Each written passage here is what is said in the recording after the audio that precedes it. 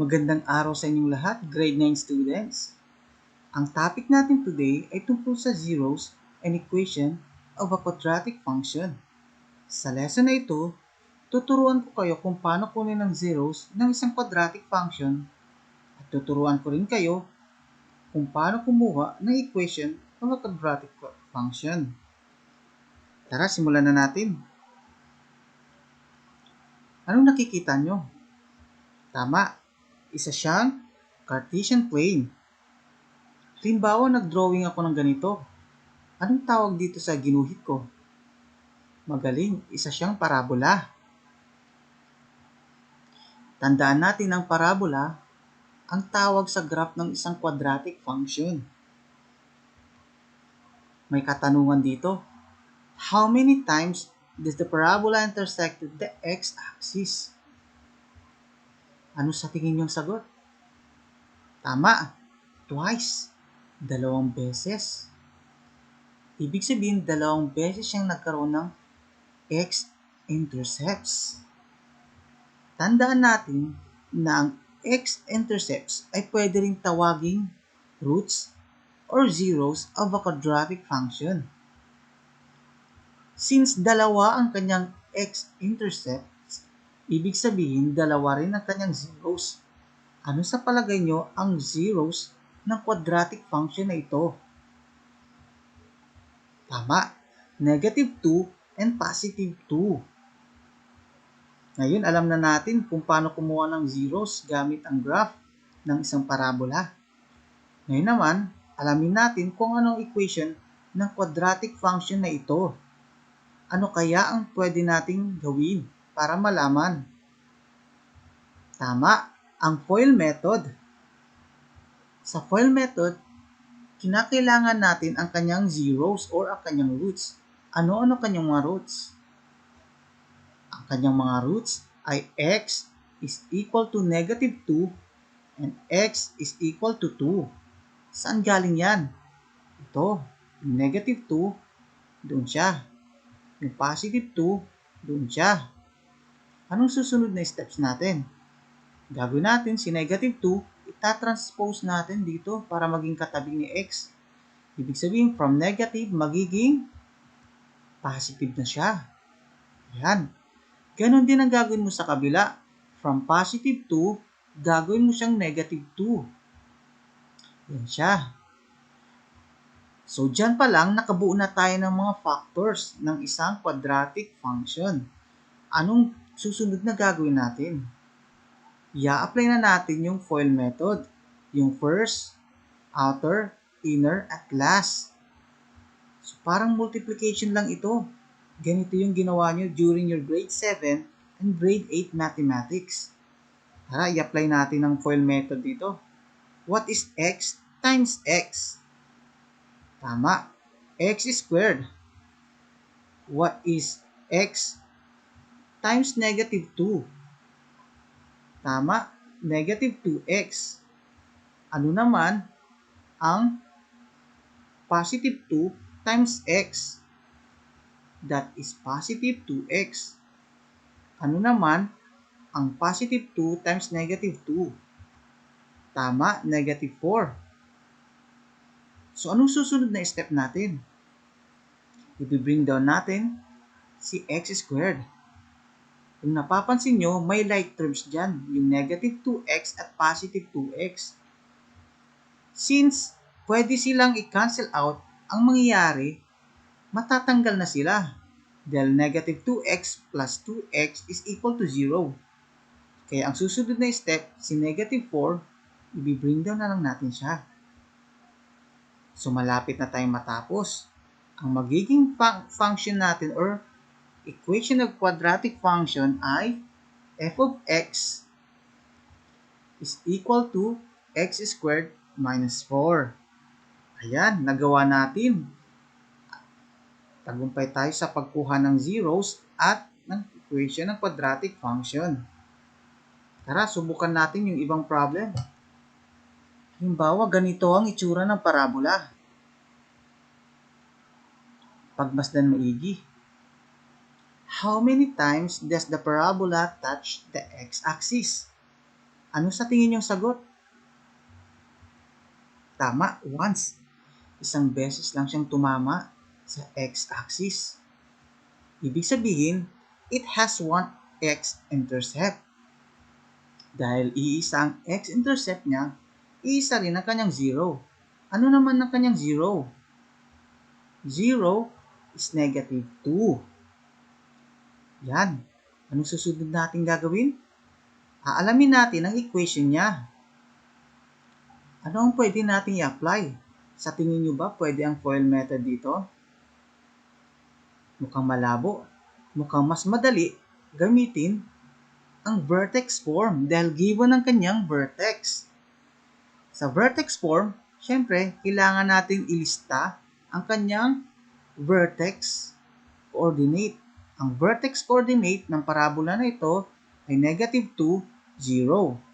Ang formula ng vertex form ay function of x is equal to a quantity of x minus h quantity squared plus k. So, anong gagawin natin dyan? I-bring down lang natin si f of x, si equal, si a ay positive 1. Paano natin nalaman positive 1 siya? Kasi opens upward. Tandaan natin kapag opens upward ang parabola, positive ang value ng a.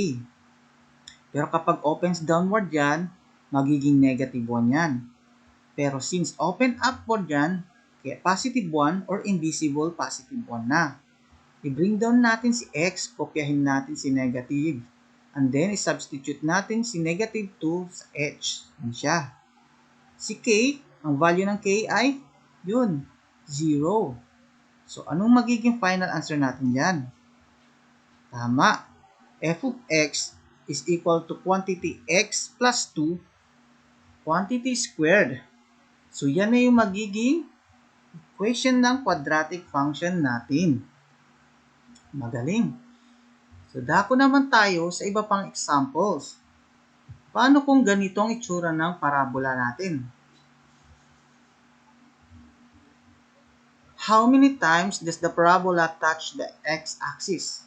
Ano sa tingin nyo? None or never. So, hindi niya na-touch yung x-axis. Di ba? Kitang-kita naman. Ibig sabihin, it has no x-intercept. At kung walang x-intercept, wala rin siyang zero. So, anong pwede na lang natin gawin dito? Kukunin lang ang kanyang equation. Ano sa palagay nyo ang pwede natin gamitin method? Napapansin nyo ba ang bilog na yan? Tama. Ibig sabihin, pwede rin natin i-apply si vertex form. Gaya ng ginawa natin kanina, isulat natin ang mga given. Ang given na vertex ay negative 2 and positive 1. At isulat ang formula. At i-substitute natin si value ng h, which is negative 2, magiging positive 2 na siya. So, yan po yung shortcut method actually pagdating sa vertex form. Yung value ng h, binabago mo lang ang kanyang sign. Samantala, ang value ng k, which is positive 1, kukopyahin mo lang siya. Anong value ng a? Positive 1 pero invisible siya. Bakit? Kasi opens upward siya. Ayan. Meron na tayong equation. Ngayon, let's try this. Subukan natin sagutin. Tignan maigi ang figure sa bandang kaliwa. Ang tanong, how many zeros does the given parabola has? Ilan sa tingin nyo ang kanyang zeros? 2. Magaling. Number 2, what are the zeros of the given function, if any? Negative 4 and positive 1. Number 3 question. Find the equation of the quadratic function. So, ito na yung magsosolve tayo. Ano sa tingin nyo ang pwedeng gamitin kapag dalawa ang roots or zeros na given? Magaling, pwede natin gamitin ang FOIL method. Paano gagawin ulit sa FOIL method? Isusulat ang kanyang mga roots, which is x is equal to negative 4 and x is equal to positive 1. And then, transpose mo lang siya. From negative 4, magiging positive 4, kaya naging x plus 1. Ganun din sa kabila. from positive 1, naging negative 1. Kaya naging x minus 1. I-apply na natin ang multiplication method, yung FOIL method na tinatawag. What is x times x? That is x squared. And then, x times negative 1 is equal to negative x. And then, 4 times x is equal to 4x. And then, 4 times negative 1 is equal to negative 4. Anong susunod natin gagawin? I-bring down natin si x squared. And din yung like terms, pagsamahin natin. What is negative x plus 4x? Tama. That is positive 3x. And then, i-bring down lang natin si negative 4. Sa tingin mo, yan ang bang final answer? Siyempre, lagyan natin ang function of x dahil ang hinahanap natin ay isang quadratic function. Okay, so final answer is f of x is equal to x squared plus 3x minus 4. Alright. Subukan naman natin ang ibang problem. Tignan maigi ang figure sa kaliwang bahagi. Ang tanong, how many zeros does the given parabola has? Ilan sa tingin nyo? 1. Number 2, what are the zeros of the given function, if any? Magaling! Positive 4. Find the equation of the quadratic function. Ano sa tingin nyo ang method na pwede natin gamitin? Tama! Vertex form. Ito na yung ginawa natin kanina. I-apply natin ulit. Isulat ng kanyang given. Ang vertex natin ay B40. Isulat ang formula. At i-substitute. Ibig sabihin, ang final answer natin ay f of x is equal to x minus 4 quantity squared.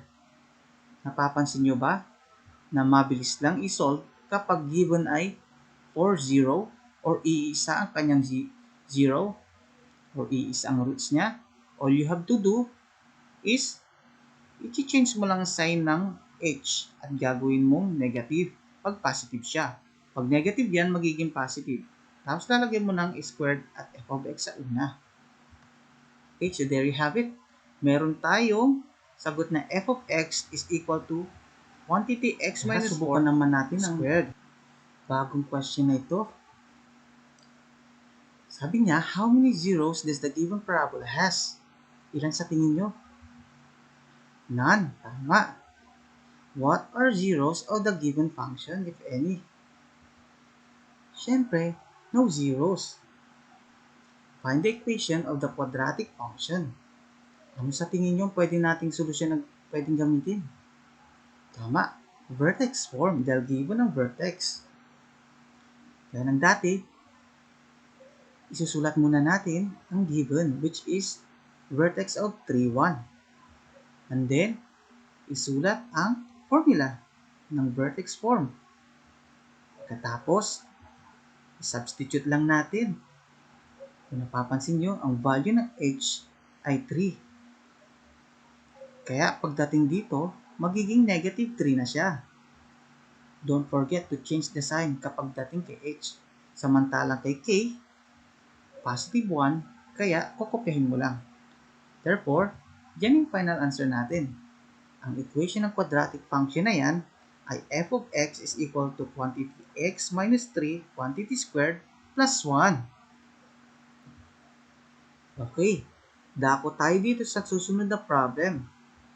Kung nakikita nyo, dalawa ang given na points, ang vertex at isang point na tinamaan or dinaanan ng parabola.